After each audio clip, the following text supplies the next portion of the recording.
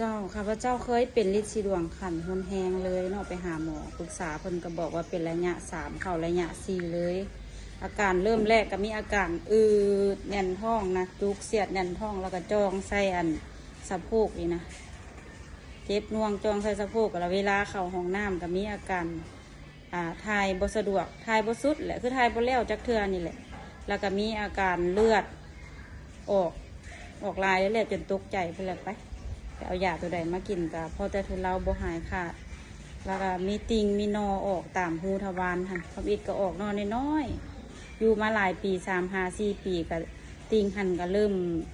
ย้อนออกได้สุเจ้าว่ามาแล้วก็ทรมานกินอย่างก็บ่ได้กินกองพิษนี่แห้งเห็นผลเลยมีอาการเจ็บแสบคันยุบๆพุ่นแหละตามหูทวารว่าละกาดุญาตเนาะจนว่าได้มาพ่อว่ายาสมุนไพรตัวนี้แหละเนาะ AN นี่ลองเปิดใจเอามารักษาเบิงเนาะเห็นผลตั้งแต่ขวดแรกเลยอาการที่ว่าเลือดออกกับติงกับแม่นค่อยๆยุบเลยเนาะแล้วก็รสชาตินี่ก็กินง่ายมีรสออกบขมมานะบขมบุเฟือนออกอันเย็นใช่ดีแล้วอยากมาบอกต่อเนาะอยากมาแนะนำผู้ใดว่าที่เป็นอยู่สิหูดีเนาะ